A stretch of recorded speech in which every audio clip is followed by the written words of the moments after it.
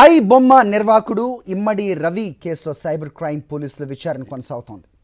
ఇమ్మడి రవిపై ఇప్పటివరకు 7 ఎఫ్ఐఆర్లు నమోదయ్యాయి. హైదరాబాద్ సైబర్ పోలీసులు ఈ ఎఫ్ఐఆర్ నమోదు చేశారు. ఫిల్మ్ ఛాంబర్ పైరసీ సెల్ విభాగంతో పాటు సినీ నిర్మాతల ఫిర్యాదులతో ఈ ఎఫ్ఐఆర్ నమోదు చేసినట్లు తెలుస్తోంది. సినీ ఇండస్ట్రీని టార్గెట్ చేసుకుని ఇమ్మడి రవి బెదిరింపులకు పాల్పడగా కొందరు సైబర్ క్రైమ్లో ఫిర్యాదు చేశారు. అయితే ప్రస్తుతం ఇమ్మడి రవి నెట్వర్క్ను ట్రాక్ చేస్తున్నారు సైబర్ క్రైమ్ పోలీస్.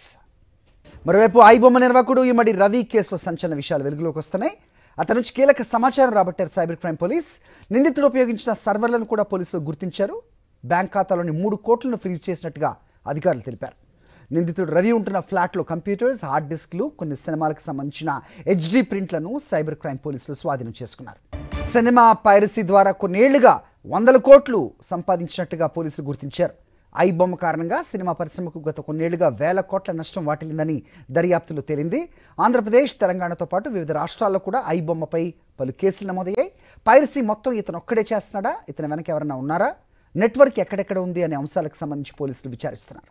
మరోవైపు 2018 నుంచి కూకట్పల్లిలోని రెయిన్బో విస్టాస్లో ఇమ్మడి రవి నివాసం ఉంటాడు. మొదటి రోజుల్లో కుటుంబంతో ఉండేవాడని, తర్వాత ఒక్కడే ఉంటున్నాడని చెప్తున్నారు అపార్ట్మెంట్ వాసులు. ఓన్ ఫ్లాట్ ఉన్నప్పటికీ ఎక్కువగా ఇక్కడ ఉండడం చెప్తున్నారు. అపార్ట్మెంట్కి సంబంధించిన యాప్లో కూడా అతను ఒక్కడి పేరు రిజిస్టర్ అయి ఉంది అంటున్న ప్రెసిడెంట్ బండి మధుసూదన్ రెడ్డితో మా ప్రతినిధి మాట్లాడారు. సుస్మిత.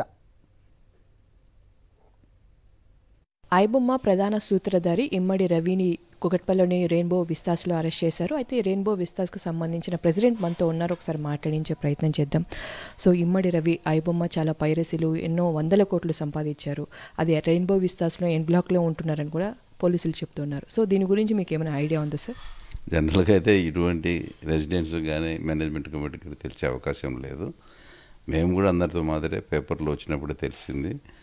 ఆయన కూడా 2018 నుంచి రవి అనే అతను ఇక్కడ ఉన్నాడు. కానీ ఎవరితోటి ఆయన ఎక్కువ అంటే జనరల్గా ఇప్పుడు మీరు సాక్షినే ఎన్నోసార్లు ఇక్కడ మా సాంస్కృతిక కార్యక్రమాలు ఇవన్నీ కూడా ప్రసారం చేశారు.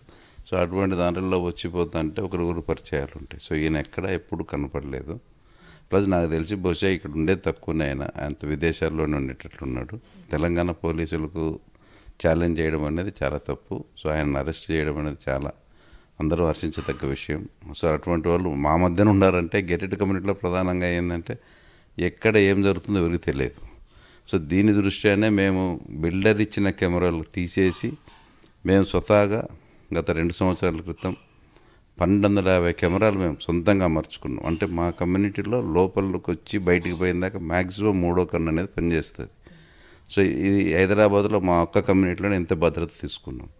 గేట్లో నుంచి వచ్చేటప్పుడు కానీ పోయేటప్పుడు కానీ. గేటెడ్ కమ్యూనిటీలో ఇప్పుడు సర్వసాధారణం. ఇంతకు ముందు కూడా ఇక్కడ ఈడీ రైడ్ అయింది, ఇన్కమ్ ట్యాక్స్ రైడ్ అయింది, కొన్ని ఎవరో ఇళ్ళల్లో చిన్న చిన్న టెనెంట్స్ కొంతమంది వచ్చినప్పుడు ప్యాకెట్ ఆడడము, లేకపోతే ప్రాస్టిట్యూషన్, ఇవి కూడా జరిగాయి.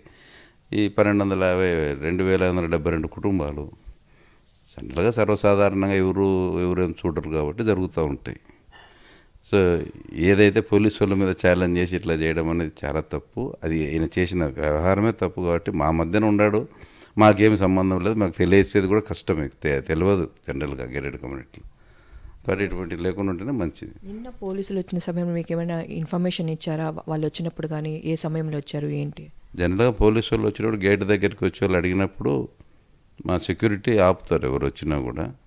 వాళ్ళు మొన్న ఫ్రైడే రోజు ఏదో 2 గంటలప్పుడు లోపలికి వచ్చినట్లున్నారు.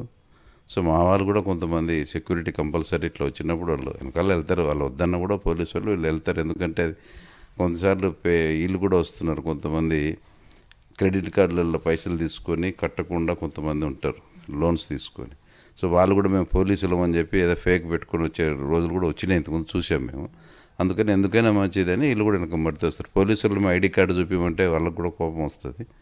సో అట్లా మా వాళ్ళు చూశారు, వాళ్ళు కూడా ఉన్నారు అక్కడ.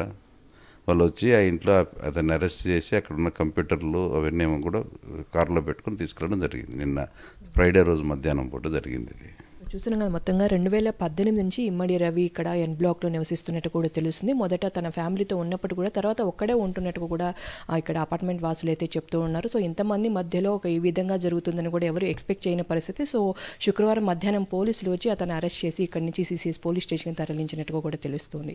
కెమెరామెన్ వెంకట్తో సుష్మిత, సాక్షి టీవీ, హైదరాబాద్.